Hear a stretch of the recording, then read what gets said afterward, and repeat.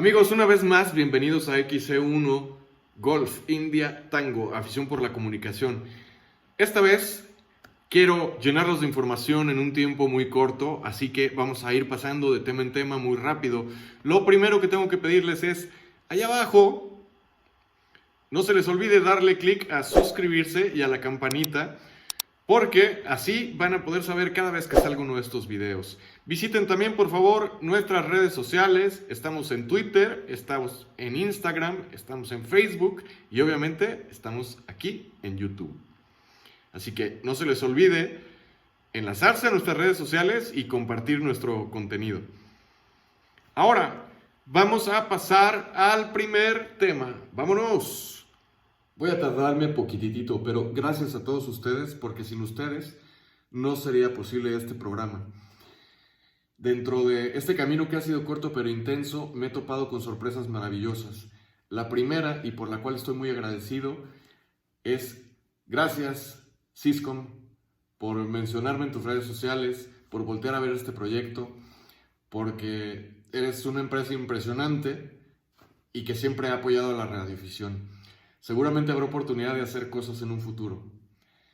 También quiero agradecer a Sterling Mann. Sterling Mann es él. Él es el representante o embajador de la juventud en la región 2 de la Yaru. Está haciendo una labor titánica por traer sangre nueva a este hobby. Y visitó el canal, nos dejó un comentario. Posteriormente tuve contacto con él vía correo electrónico y me invitó a colaborar con él y metió este canal de YouTube a una lista de recursos de la Yaru que va a servir para todos los radioaficionados hispanohablantes. Así que Sterling Mann, muchas gracias. Gracias por tu labor y por tu invitación. Estoy muy honrado. Ahora sí, no les quito tiempo. Vámonos. Este programa sigue.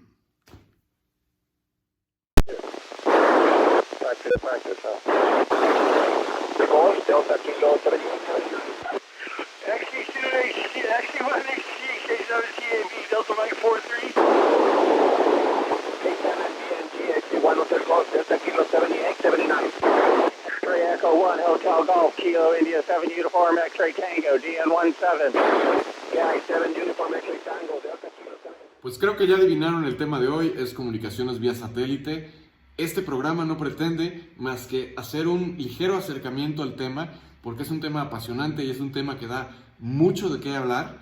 Así que, pues, en esto de hacer el programa interesante para ustedes, hice una investigación.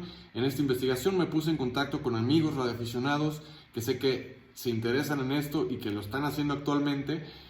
Y entre ellos está la XC1 Yankee Hotel Papa, Ever, y está también Leonardo, que es la XC1 Golf Lima Mike, quienes hicieron el favor de enviarme estas fotos que tomaron del Radio Club Universitario haciendo comunicación vía satélite. Ahora, si eres radioaficionado y estás viendo este equipo, a lo mejor pues te parece normal, pero si es la primera vez que te acercas a investigar algo de las comunicaciones vía satélite, a lo mejor te parece extraño. La antena que ves, evidentemente la están sosteniendo con la mano y en la otra mano tienen un handy, tienen un walkie-talkie, como les dicen comúnmente, con 5 watts, y con esos 5 watts y esa antena se están comunicando a un satélite que está pasando a miles de kilómetros de altura y que está en órbita. Ahora, como oyeron en la grabación del principio, es muy corto el lapso de tiempo y es mucho lo que tiene que pasar. Entonces es muy emocionante. Y es una manera en la que pues podemos ver que sin mucho equipo podemos empezar en la radioafición, si esta es la parte que nos apasiona, ¿no? Porque la radioafición tenemos miles de cosas que hacer en la radioafición. Dentro de esto también quise acercarme a alguien más y en este caso me encontré con la XC1 Hotel Golf, con Humberto, quien ha estado haciendo muchísimo satélite y está en un concurso que ya les platicará él, que se llama Gridmaster. Y pues nada, hice una entrevista con él, no quiero quitarles mucho tiempo, los dejo con la entrevista. Es una entrevista un poco larga, pero vale la pena. Después haremos otro segundo programa, ya con información más a profundidad. Y así les damos tiempo a ustedes para que hagan sus preguntas, nos las dejen aquí abajo y hagamos un programa que cumpla pues con todas sus expectativas, resuelva todas sus dudas y que podamos disfrutar todos. Sin más, vámonos con la entrevista. Me da mucha emoción presentarles a un gran radioaficionado que se ha dedicado a esto de los satélites y algunas otras cosas también dentro de la radioafición que ya nos platicará él. Y pues no quiero perder mucho tiempo, quiero presentarles a Humberto. Él es la X-Ray Eco 1 Hotel Golf. Correcto. Buenas. ¿Qué tal, Juan Carlos? Me da gusto tener oportunidad de participar en este proyectazo. Así que, a la orden. Oye, pues qué bueno que estás aquí. El tema que estamos tratando hoy y del que ya les he adelantado un poco, por ejemplo, ya les puse un audio que hiciste el favor de mandarme para que escucharan una comunicación vía satélite de radioaficionados y se dieran idea qué es lo que pasa y cómo es distinta a los demás modos o cuando platicamos en un repetidor, ¿no? Por ejemplo. Entonces, hice una serie de preguntas. Yo no sé nada de satélites, soy el que se considera experto en nada y por eso te pregunto, que has estado más empapado de este tema, ¿qué se necesita para hacer comunicación vía satélite como radioaficionado? Okay. Fíjate que aparentemente se oye así como que muy espectacular, pero realmente no es nada que no se pueda entender o aprender de manera rápida y de repente se pueden hacer buenos comunicados por satélite con equipo mínimo. Déjame enseñarte, preparé aquí unas imágenes más o menos para tener una idea mucho más clarita. Mira, de Gracias. entrada, comentarte que los satélites, pues hay de diferentes tipos, ¿no? Obviamente, los que a nosotros nos interesan es la parte de la radioafición y están centrados en la cuestión de la comunicación. Entonces, básicamente son repetidores que se encuentran orbitando en el espacio y que nosotros estamos usando. Pueden ser para transmitir en FM o en banda lateral, y hay algunos otros que inclusive también te permiten hacer comunicados vía packet. Todavía funcionan como digipiters, ¿no? Pero hay satélites meteorológicos de reconocimiento, los que utilizan de repente también de ubicación o localización, que son básicamente los que ahorita nos transmiten señales para GPS, etcétera, etcétera, etcétera. La verdad es de que sí hay. Y fíjate, a mí me gusta mucho esta introducción que por aquí nos enseñan los cuates de AMSAT. Dicen, para nosotros los radioaficionados, el mejor concepto de esto de satélite es que es un repetidor. Actualmente los repetidores ya son cubitos de básicamente 10 centímetros cuadrados o cúbicos, moviéndose a 17,000 millas por hora, dice, y usando 5 watts en transmisión. Algunos obviamente todavía con menos potencias, ¿no?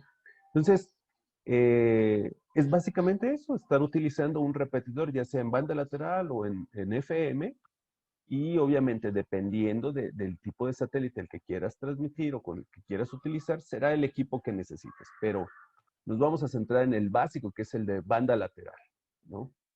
Y fíjate, los satélites así como se ven ahorita, los primeros satélites, pues estamos hablando de satélites que tenían una envergadura bastante grande, como te comentaba, y sin embargo los satélites actuales pues ya son considerados cubos, así les llaman. Hay un diseño cúbico tal cual, y que empiezan a utilizar tecnologías de SDR, que ya no requieren pues entonces una envergadura tan grande para poder hacer que el transmisor y el receptor ocupen mucho espacio, ¿no? Entonces, esta tecnología SDR que ya se encuentra en radios como el 7300 de ICOM o el Flex Radio y cosas así, es básicamente el mismo concepto, ahora ya en la cuestión de los satélites. Oye, qué interesante. ¿Y cómo han cambiado de tamaño, no? Totalmente, totalmente. Esto de los satélites, te digo, ahorita pues ya, inclusive hay universidades que tienen, aquí en México hay algunos proyectos que elaboración de satélites y microsatélites, etcétera. Entonces, algunos de ellos, dentro de los experimentos de comisión que tienen, justamente es activar un repetidor para radioaficionados, ¿no? y algunos otros experimentos específicos que cada universidad le interesa hacer. Pero a final de cuentas, eso es lo que ha ido provocando que cada vez tengamos un poquito más de repetidores disponibles. Orbitando ahorita, no me imagino la cantidad de repetidores que hay, honestamente, o la cantidad de satélites. Muchos ya inclusive que no funcionan porque empiezan a tener fallos y pues ya prácticamente no se rescatan. Pero luego de repente hay otros que a pesar de los muchos años que tienen, tenemos el caso de un satélite que es el AO7. Es un satélite que tiene muchísimos años y que duró muchos años sin funcionar por problemas de batería. Y hace aproximadamente 3 años lo recuperaron. Y entonces le llaman el satélite Lázaro. Es uno de los satélites más viejos, sí, y de mayor cobertura. Lo revivieron. Y así han estado de repente reviviendo y algunos satélites nuevos que no han durado absolutamente nada. O sea, llegan al espacio y por alguna situación pues no funcionan correctamente y se descarta ya la misión tal cual. Okay. Aquí me surge una pregunta al respecto. Dime. Estos satélites que están orbitando y a los que podemos acceder como radioaficionados, ¿tienen más funciones o son específicamente hechos para la radioafición? Fíjate que los que están comisionados para la radioafición son profeso o diseñados justamente para eso. Si pudieran contener, si hubiera, por ejemplo, algún patrocinador, pudiera contener algún otro proyecto o algún otro experimento, pero realmente la gran mayoría de los satélites asignados a aficionados son desarrollados por organizaciones exprofeso, es decir, está AMSAT de Estados Unidos, hay un apartado de AMSAT en Inglaterra, en Alemania, y cada uno pues empieza a desarrollar sus propios proyectos y satélites. Por ejemplo, AMSAT Alemania ahorita está trabajando fuerte. Ellos quieren tener un satélite orbitando Marte. Entonces su proyecto es lograr poner un satélite orbitando en Marte para luego tener acceso nosotros desde aquí, ¿no? Y así sucesivamente. Hay algunos otros satélites o proyectos más bien que les interesan tener satélites de órbita alta. El tener satélites de órbita alta te permite tener mayor cobertura. Y hay, por ejemplo, hay un satélite actualmente que no lo tenemos nosotros en cobertura por donde estamos, pero es un satélite geosincrónico. Es decir, se encuentra siempre sobre un punto geoestacionario, es decir, teniendo la misma cobertura. Este satélite es el QO100 y es una parte para aficionados, pero fue financiado por algunas autoridades del Reino Árabe. Entonces, una parte del satélite funciona para radioaficionados, pero otra sí tiene fines comerciales y de otro tipo. Entonces, ahí está compartido. Obviamente, quien decide poner la lana, pues te da chancita como aficionado y órale, mete de ahí tu transponder y lo puedes utilizar para eso, ¿no? Oye, y Es algo que pasa. o yo que no sé nada de satélites, ¿este es un satélite de fonía? Sí. Y Wow. ahí lo puedes utilizar para fonía, lo puedes utilizar para transmisión de datos, es decir, hay una variedad bastante grande. En específico, QO100 transmiten imágenes, lo utilizan para transmitir imágenes y aparte lo puedes utilizar en fonía. Entonces, pues bueno, ¿Y ahí te digo, hay muchas variantes. sería como SSTV? ¿Es específicamente eso o se transmiten las imágenes en otro formato? No, se pueden transmitir imágenes en diferentes formatos, no solamente en SSTV. Ok. Y, y bueno, está por ejemplo la Estación Espacial Internacional que no precisamente es un satélite, pero tiene ahí equipos y que realmente harían la función de un satélite.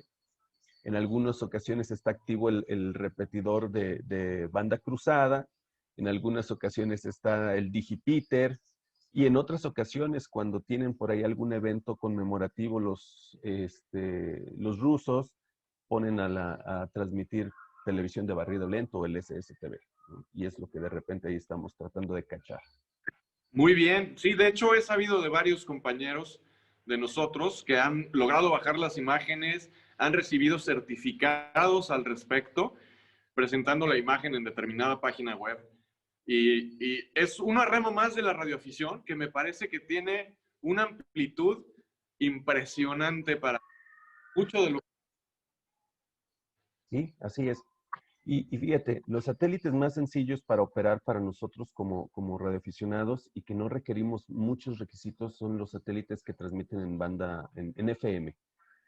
Todos los satélites usualmente utilizan transponder en donde transmites en una frecuencia, puede ser UHF o VHF, y te retransmiten la información, o en este caso, la fonía, igual en VHF o UHF. Es decir, por ejemplo, en la imagen que te pongo ahí, el satélite SO50, tú le transmites en una frecuencia de 2 metros, en 145.850, y lo puedes escuchar en 436.850 aproximadamente.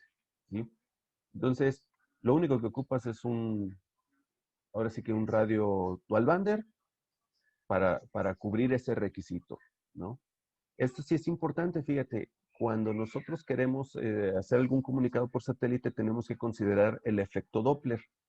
El efecto Doppler es básicamente la diferencia de frecuencia por la distancia y velocidad con la que se está moviendo el satélite con respecto a nuestra ubicación.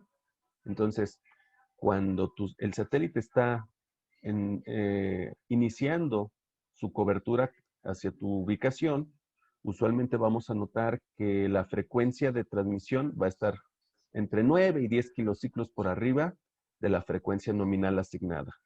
Y conforme se va alejando, pues obviamente esta frecuencia va a ir bajando, ¿no? Entonces, tenemos que estar ahí jugando un poquito, haciendo ajustes en las frecuencias de recepción para poder estar escuchando de manera correcta el satélite, ¿no? correcto. Ahora, por ejemplo, me viene a la mente pensar en que yo tengo un radio así solito, con un radio dual bander, ¿puedo escuchar un satélite? Totalmente, totalmente. Si conoces las frecuencias en las que transmite y tú puedes estar escuchando. Y de hecho eso es lo ideal, inicialmente empezar a tratar de escuchar los satélites.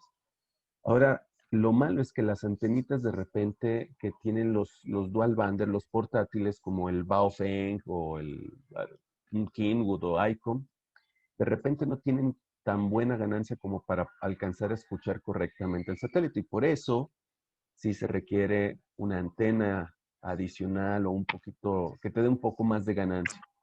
Hay algunas antenas que pueden ser así, de las Rubber Duck, pero un poco más largas, especiales, y esas posiblemente con un poco más de ganancia te permitan hacerlo. Pero si no, como ahí en la imagen te pongo ahí, hay una antena que es, por ejemplo, como la que yo utilizo, básicamente es una antena dual bander, direccional, para transmitir en VHF y en UHF. Son 3 elementos en 2 metros y son 7 elementos, si mal no recuerdo, en 70 centímetros.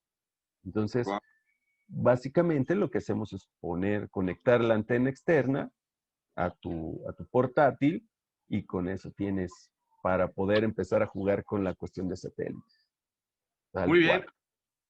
Ahora me viene algo que quiero comentarte. Alguna vez vi a alguien haciendo justamente esa comunicación vía satélite con una antena de este tipo o algo parecido y veía que constantemente estaba apuntando hacia el satélite y su mano estaba girando. ¿Por qué gira la antena? Es correcto. Los satélites usualmente en su movimiento en la órbita también tienen un giro interno, entonces eso provoca que tengas cambios de polarización y nosotros para ajustar o para compensar ese cambio de polarización, lo que hacemos es girar la antena. De tal manera que hay ocasiones en las que cuando tenemos, por ejemplo, la antena de recepción, si el satélite yo lo estoy recibiendo en 70 centímetros, puede ser que yo haya acomodado mi antena, así como se ve ahí en la imagen, con los elementos de los 70 centímetros en vertical, y de repente por el mismo spinning o movimiento del satélite, necesite girarla un poco para poderlo escuchar mejor. Pero eso es algo con lo que tenemos que jugar. Y eso hace que los comunicados sean todavía mucho más sencillos.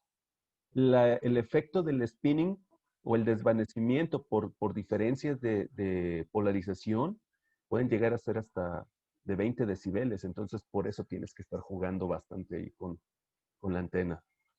Ok. Ahora te tengo otra pregunta más.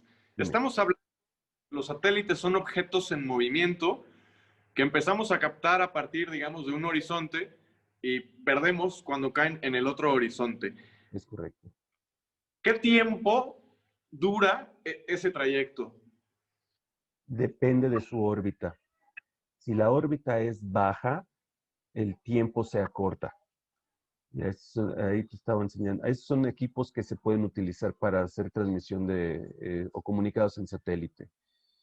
Y esas son algunas antenas, ¿no? Pueden ser desde algo sencillo, fabricadas manualmente o ese arro como por ahí se ve, o ya para una estación, pues montar ahora sí que antenas de una manera un poquito más profesional, ¿no? Pero obviamente requieres un poco más de inversión. Ahora, te comentaba, respondiendo a tu pregunta, a mayor altura que se encuentra el satélite y su órbita, va a tener una mayor cobertura, ¿sí? O la cobertura luego en el argot de los sateliteros le llaman el footprint, ¿no?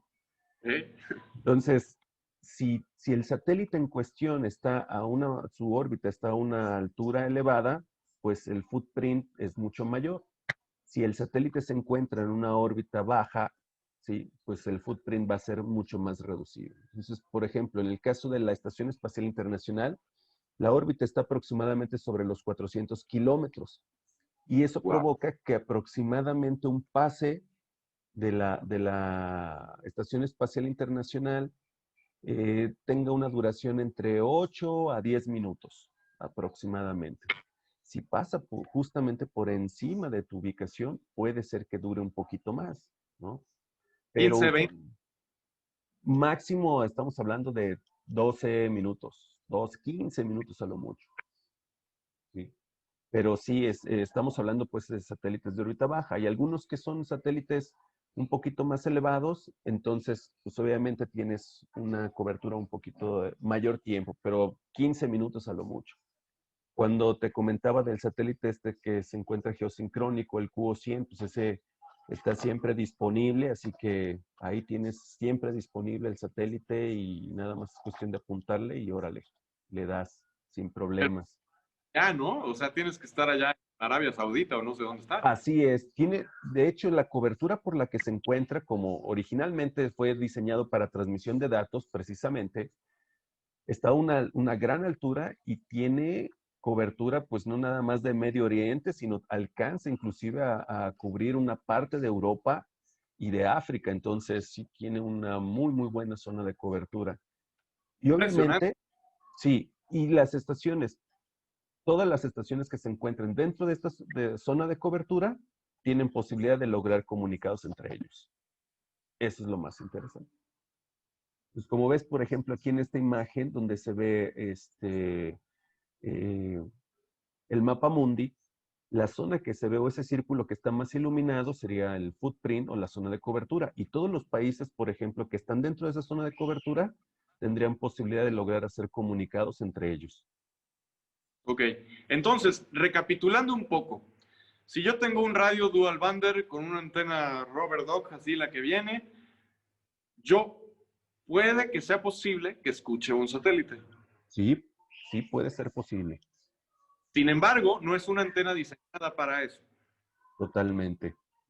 Entonces necesito tener una antena como las que nos enseñaste en esos equipos, una tipo Arrow, una cosa así, para poder escuchar adecuadamente y poder llegar a ese satélite con la transmisión de un radio de 5 watts. Exactamente. Y de hecho no se requiere, digo, estas son antenas que tú puedes comprar, la Arrow, o hay otra que se llama ELK, que es una log periódica también, pero la verdad es de que tú te puedes fabricar una antena sencilla, hay algunas que les llaman IO-IO, que es básicamente un loop con un reflector para 2 metros y para 70 centímetros y te funciona bastante bien, ¿no? O sea, no necesitas complicarte la vida tanto realmente. Como se ve ahí en Claro, esa ilustración, pues es tal cual es la imagen de una antena para satélite pegada prácticamente al portátil. wow. Eso está increíble. Yo creo que gran parte de por qué inicié este programa también era porque finalmente de este lado en lo que viene siendo México, Sudamérica, generalmente no trabajamos con radios absolutamente nuevos. Empezamos trabajando con radios de modelos anteriores y empezamos a improvisar un poco porque las nuevas tecnologías salen más allá de nuestro recurso económico para poder adquirirlas. Entonces, esto es algo que se puede hacer desde tu casa. Tú puedes agarrar y tú puedes construir tu antena, no necesitas comprarla. Totalmente. Y el radio puede ser desde un Baofeng hasta uno que te puede costar, no sé, $400, ¿no? Que puede ser un dual bander. Ahora, bien importante en esto, fíjate, aunque puedes utilizar un Baofeng, que es un radio semiduplex, es decir, que puedes transmitir en VHF y puedes recibir en UHF, pero no escuchar al mismo tiempo que transmites, este, lo puedes utilizar para hacer comunicación satélite. Sin embargo, es muchísimo mejor si puedes tener un radio full duplex, es decir, que puedas escuchar al mismo tiempo que estás transmitiendo, porque te da la oportunidad de escuchar si estás entrando bien al satélite, si no estás generando interferencias, etcétera. Entonces, pues si no tenemos un radio full duplex, pero tengo, por ejemplo, dos de esos radios chinitos como Baofengs, etcétera, se puede hacer con esos dos radios. O sea, no necesariamente tiene que ser un radio full duplex. Puedes tener dos radios, lo pones uno para estar escuchando y el otro para estar transmitiendo y vas a poder escucharte inclusive al mismo tiempo que estás transmitiendo porque es full duplex, tal cual la comunicación en satélite. Ok. Eso te ayuda bastante para no interferir. Sí, por supuesto. Y hacia allá iba orientada mi siguiente pregunta. Yo sé que no podemos hablar como si fuera un repetidor VHF o UHF, que no nos podemos armar la ruedita y platicar como lo hacemos tan sabroso muchas veces. Escuchamos el audio que nos mandaste en este programa y podemos darnos cuenta de que es algo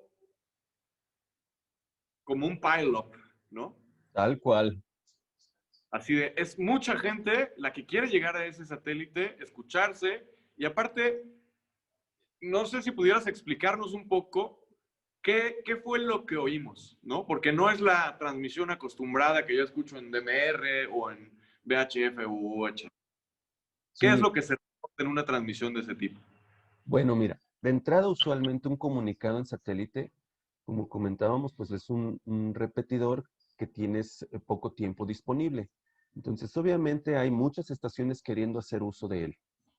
Y lo que se pretende es que seas eficiente a la hora de comunicar. Entonces, lo lógico es, antes de estar hablando, pues primero escuchar, ¿no? Como siempre, en la radioafición, lo Claro. primerito debe ser escuchar. Si no escuchas el satélite, ni siquiera intentes llamar. Esa es la parte importante, porque puede ser que tú no lo escuches, pero sí le llegas al satélite y lo único que estás generando es interferencia al resto de estaciones que sí escuchan sin ningún problema.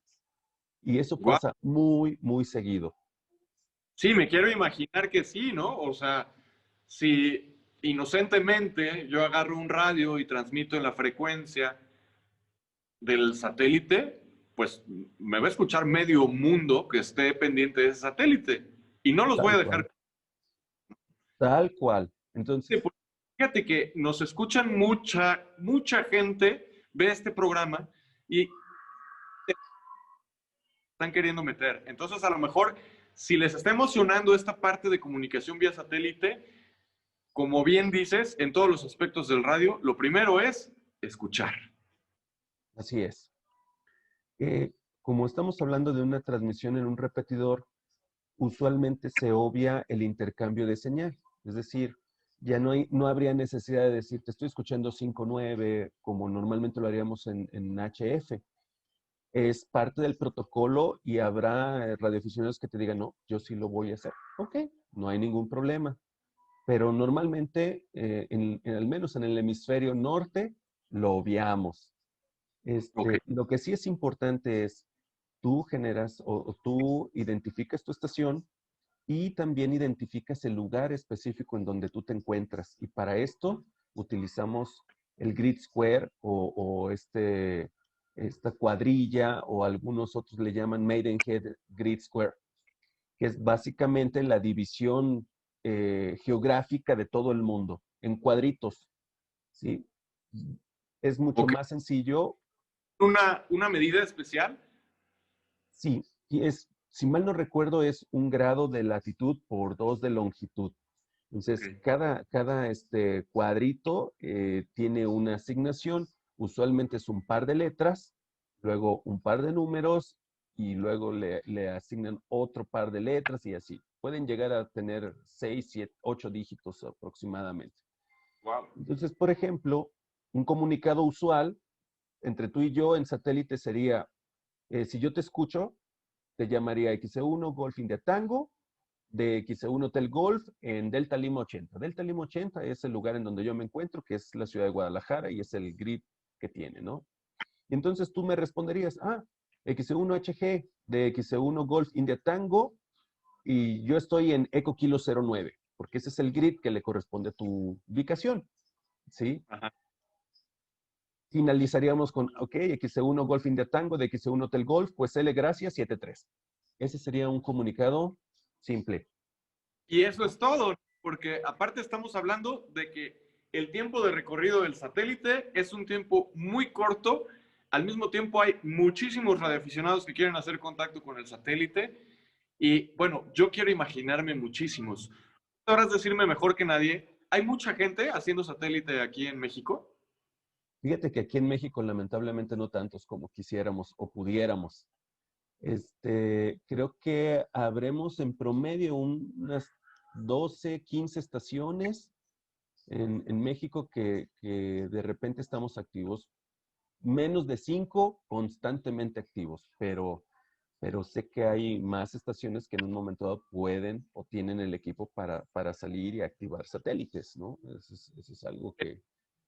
Creo que es un momento culminante, bueno, importante más bien, para invitar a todos los radioaficionados que nos están escuchando en México y que nos están viendo a través del canal de YouTube, para que vean que hacer satélite no es complicado, es algo que podemos hacer nuestra propia antena, como la antena en nuestra casa, como una antena de móvil, que podemos calcular la antena, seguramente habrá alguna calculadora para hacer antenas de satélite también, y que a lo mejor ya contamos con un equipo dual bander y podemos hacer una modalidad nueva de radio que no hemos experimentado, que no hemos hecho, y que hoy, gracias a tu colaboración con esta presentación y con el audio que nos mandas, nos das una muy buena idea. Y a mí se me hace muy emocionante, ¿no? Como en tan poquito tiempo tienes que hacer tu comunicado y se están reportando de 800,000 lados. ¿Cómo le haces para aprenderte los indicativos de todo el mundo? A ver. Pues obviamente es práctica, o sea, conforme te vas acostumbrando a escucharlos, porque, por ejemplo, en las estaciones de Estados Unidos, muchas de ellas, y creo que es una queja en general de los que no somos angloparlantes nativos, no utilizan el código fonético internacional para abreviar todavía mucho más el tiempo de uso del satélite. Entonces, ellos deletrean tal cual su indicativo.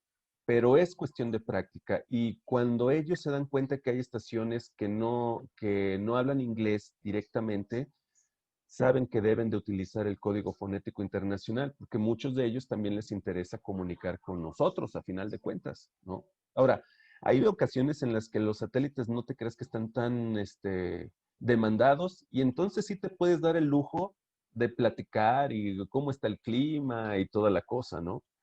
Puede Ok. pasar, eso puede pasar. Usualmente cuando son pases muy tempraneros o ya muy nocturnos, es mucho más sencillo. Pero luego estamos los que andamos cazando los grids, porque para nosotros en el satélite, así como en HF buscas las entidades nuevas y en el DX, para nosotros en los satélites lo que buscamos usualmente es lograr conseguir confirmaciones de grids, porque te permiten accesar a diplomas como el BUCC en la RRL y algunos otros diplomas interesantes. En lo personal, yo ahorita estoy detrás de un diploma que se llama Gridmaster y es lograr confirmar los 488 grids que se encuentran en la parte continental de Estados Unidos. ¡Wow! ¿Y qué vas? Llevo aproximadamente como 400 ahorita. Pero cerca, qué emoción que un radioaficionado mexicano esté en eso. Yo estoy seguro, sin duda alguna, de que vas a recibir tu diploma. Se ve que eres una persona muy apasionada del tema y con mucho conocimiento. Y eso agradezco enormemente que nos lo estés compartiendo. Sí, estos, mira, ahorita en pantalla te pongo, esos son algunos de los diplomas que puede uno acceder. Hay organizaciones que te ofrecen diferentes y esto es algo interesante porque así como a mí me interesa, por ejemplo, conseguir los 488 grids que tiene Estados Unidos, pues ellos también quieren que nosotros como mexicanos activemos los grids que se encuentran aquí en México. Y esta es una imagen, esta que se ve aquí de México, tal cual en colores rojos, amarillos y verdes, es básicamente el territorio mexicano dividido en los grids. ¿Ok? Y hay un cuate que está recibiendo información porque le generamos retroalimentación a él para ver qué grids son los que están más activos aquí en México. Entonces, si te fijas, obviamente los rojos son los menos activos, los verdes son los más activos. Entonces, tenemos nosotros aquí en México una gran oportunidad de poner grids activos y que obviamente las estaciones de otros lugares van a estar encantados de comunicar con nosotros. Entonces, ¡Wow! Increíble. O sea, qué mejor invitación para que hagamos radio y que hagamos radio vía satélite para activar esos grids, porque podemos ver al norte del país, pues allá hay algunos verdes ya. Eso está interesante. También se ve que más o menos, supongo que ese gris que está ahí, perdón, ese verde más o menos como a la mitad cerca de la costa, pues va a ser Guadalajara. ¿sí? Sí, fíjate que sí, por acá está Los Mochis, Sinaloa, que hay por ahí otras estaciones, la Ciudad de México, Guanajuato, etcétera. Y justamente regresando a lo que me preguntabas, ¿qué escuchamos en el audio que pusimos? Básicamente lo que escuchamos fue una activación que yo hice justamente aquí en una línea de grid, en donde usualmente este es un grid que casi no se activa porque tiene poco terreno o hay poca superficie terrestre en este grid. Es más un grid acuático o que se encuentra en el mar. Y entonces pues es un grid que no se activa. Digo, en México, como vemos, casi ni uno se activa, pues, pero entonces ellos están encantados cuando nosotros vamos y activamos, nos paramos así tal cual en una línea geográfica, pues cuenta como si estuvieras transmitiendo desde los dos grids. Entonces ellos encantados de la vida de lograr hacer en un comunicado, lograr dos confirmaciones. Oye, ahora otro dato importante que veo es el equipo para hacer satélite es bastante portátil. Entonces, lo podemos combinar con otras actividades, ¿no? Podemos ir a hacer SOTA y satélite. Exacto. Dentro de esto del satélite, muchos de los activadores SOTA o de los activadores POTA, de los Parks on the Air, se llevan su equipo para satélite. Porque muchas ocasiones no tienen buena propagación en HF, etcétera, pero aprovechan para estar activando en donde pueden y como pueden. Ya sea satélite, VHF, UHF o el HF mismo, ¿no? Entonces, todos los programas se prestan. Inclusive surgió un programa de broma, pero se hizo un evento y se ha estado repitiendo, que es el WM Plota. El WM Plota es básicamente poner o activar estacionamientos de tiendas Walmart en el aire. Ok.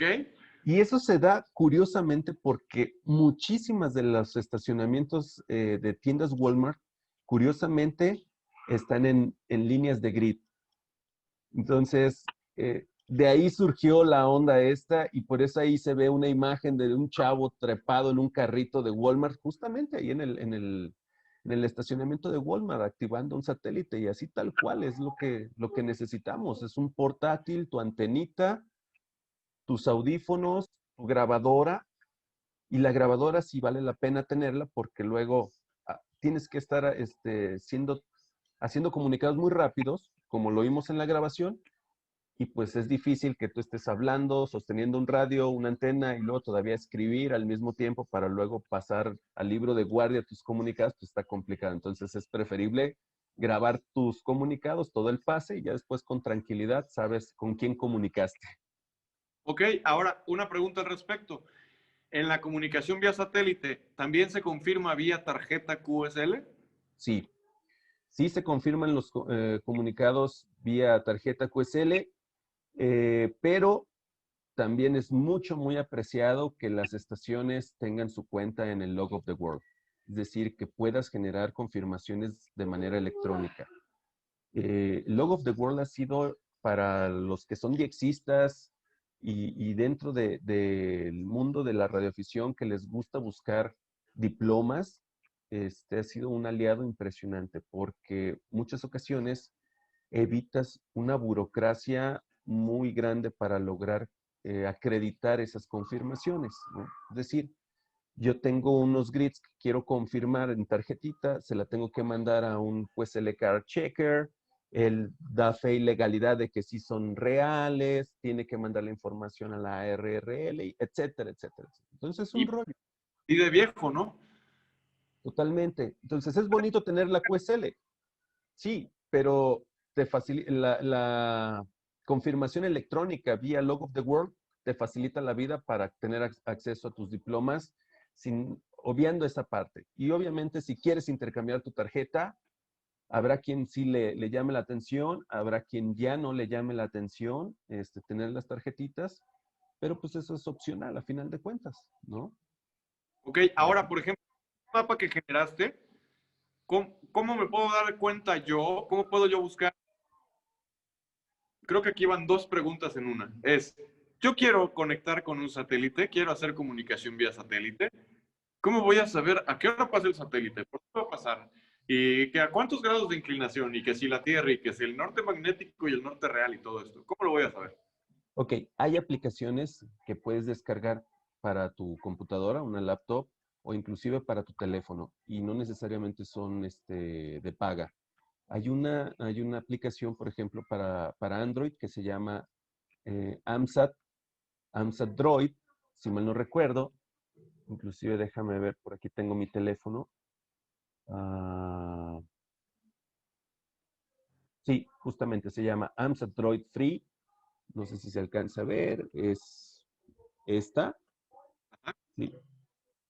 Y esta en automático te permite, tú la configuras con tu ubicación y te permite en un momento dado ver qué pases vas a tener disponibles, a qué horas lo vas a tener disponible en función de tu ubicación. Y obviamente para poder hacer esos cálculos sí se requieren algunos datos que tienes que bajar de internet, que son los elementos keplerianos y se tienen que estar actualizando constantemente. Hay algunas otras aplicaciones también para teléfono que pues son de paga y esas ya se están actualizando automáticamente, etcétera, y pues te dan una visión todavía mucho más amplia o mucho más pulida, ¿no? Por ejemplo, mira, este se le llama ISS Detector y básicamente me dice que por ejemplo, es un satélite que se encuentra, está pronto a aparecer en el horizonte. Okay. Me dice que dentro de una hora va a estar disponible y me despliega más o menos un gráfico de cómo va a estar de manera geográfica, por dónde va a aparecer con respecto al norte, por dónde se va a ocultar, a qué elevación se encuentra, etcétera, etcétera. Entonces, hay Todos muchas esos herramientas, en la palma de mi mano, en mi celular. tal cual. O sea, que voy a tener que llevar un radio que sea full duplex de preferencia. Voy a llevar mi teléfono. Voy a llevar mi antena. Tus Y ya. audífonos Ahora, ¿no? y básicamente, Tu teléfono. tu mismo teléfono te sirve como grabadora. Tu mismo teléfono te sirve como grabadora. Es eso. El teléfono, el radio y la antena. Y no necesito más. Muy bien. Nada Pues más. sigan, por favor. ¿Con qué nos seguimos? ¿Con qué nos seguimos? Este tema está muy jugoso. Así que, y nos da para hablar toda la noche, yo creo, ¿no? Totalmente. Pues básicamente, de hecho, creo que lo más básico ya lo cubrimos. Lo que sí te Perfecto. puedo decir, Juan Carlos, es si tienen alguna duda o pregunta, con mucho gusto estamos a la orden. Hay mucho más a detalle tal vez que se tenga que ver, pues obviamente estamos con toda la disponibilidad. Hay una comunidad muy grande en Twitter de sateliteros que de hecho Ajá. básicamente ahí de repente nos están anunciando quién va a activar algún grid raro. Por ejemplo, el fin de semana pasado tuvimos la activación de un grid muy raro que tenía ya básicamente, creo que más de 3 años que no se activaba.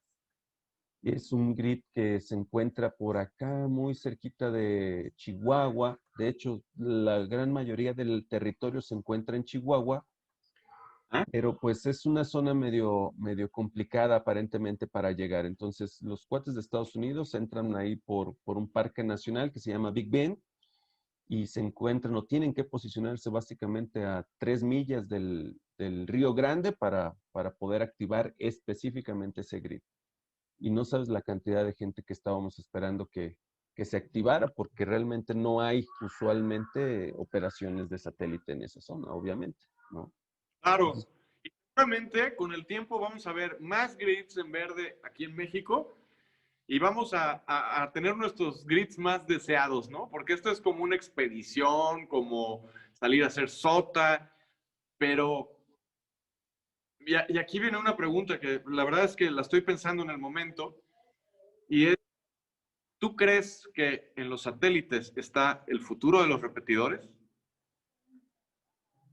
ah, eso es algo complicado. Yo creo que no.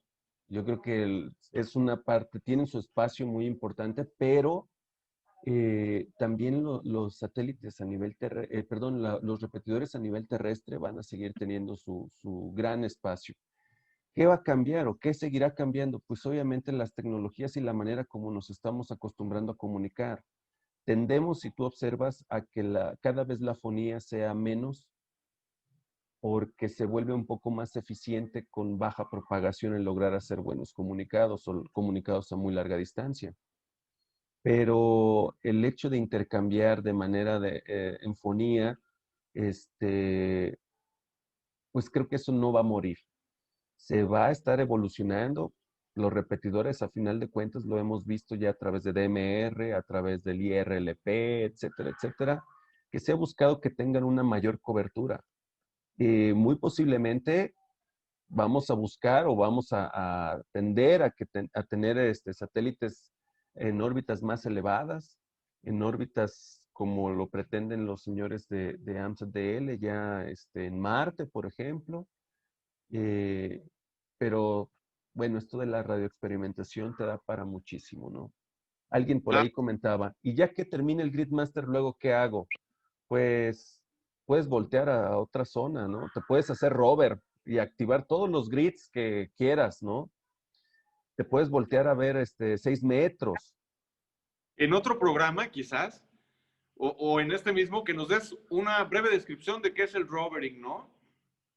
Claro que sí. Y te digo, siempre vas a encontrar muchísimas opciones para seguir entretenido con esto de la radioafición. Y te vas a dar cuenta que lo que uno conoce es muy poquito y entre más conoces, más te das cuenta que te hace falta conocer más. Tan simple como eso. Qué gran frase. Oye, pues no sé si tengas algo más que agregar. Yo creo que hemos, ha sido un privilegio contar con la información que nos estás compartiendo. Sin embargo, pues no me puedo extender. Creo, sin duda alguna, que vamos a hacer un segundo programa contigo para que nos expliques más a detalle y seguramente ya podrás también presumirnos tu diploma, ¿no? Ojalá, ojalá eso me va a dar muchísimo gusto, créeme. Algo, Claro, algo que hemos perseguido un buen rato. recordemos que esto es un hobby, esto es algo que hacemos por gusto, esto es algo que nos apasiona y, pues nada, tenemos muchísimas variantes, ¿no? Tenemos modos digitales, tenemos satélites, tenemos transmisión de imagen, tenemos ubicación geográfica vía PRS, en fin, tenemos una infinidad de cosas que explorar en la radioafición maravillosa. Quiero agradecer tu participación en este programa. Es para mí un honor que estés aquí. o allá en Guadalajara, compartiendo con nosotros. Y sin duda alguna nos volveremos a ver aquí en el programa, y si nos das permiso, metemos ya sea tu correo o algún dato de contacto en la descripción del video para que puedan contactarte con sus dudas respecto a la comunicación vía satélite. Claro que sí, Juan Carlos. Un placer nuevamente. Desearte mucho éxito con tu proyecto y ojalá y siga habiendo más y más y más videos, que es lo que nos hace falta, porque son referencias a final de cuentas, y que haya muchos más compañeros radioaficionados que compartan su conocimiento. Nadie aprendimos de la nada, siempre tuvimos algún maestro, y si uno tiene posibilidad de compartir algo, es la mejor manera de crear un precedente de que al menos algo estás dejando en esto de la radioafición, ¿no? Perfecto, pues no me queda más que agradecerte nuevamente, y recuerden, amigos, que vamos a dejar las redes sociales de Humberto aquí abajo. Bueno, no sus redes sociales, a lo mejor su correo electrónico, y para que se pongan en contacto con él, y a lo mejor, si él no tiene todo el tiempo de atenderlo, porque se me hace que vas a tener muchos fans, les puede pasar los datos de contacto a lo mejor de algún otro radioaficionado que esté más cerca de ustedes en su estado, o si no eres radioaficionado y quieres entrar directo a satélite, también se vale, ¿no? Sí. También lo puedes hacer. Así que no se pierdan esta oportunidad, entrémosle a satélite. Yo me comprometo también a investigar, a hacer mi propia antena. Ya se los enseñaré también en videos próximamente. Bueno, no digo próximamente porque no sé cuándo, hay un montón de cosas que hacer aquí en el programa, pero es algo que me emociona, como en un corto tiempo mucha gente se quiere comunicar. Este es un repetidor que está a miles de kilómetros de altura, y nada, tenemos que poner todo nuestro país en grids verdes para que esto se empiece a... Totalmente. Ahí está nuestra tarea. Eso es, ojalá y lo logremos. Ojalá y lo logremos, porque sí hace falta. Muy bien, Humberto. Gracias, y nos vemos próximamente aquí en que es tu programa también. Gracias, Juan Carlos. Un placer. Hasta pronto. Hasta pronto.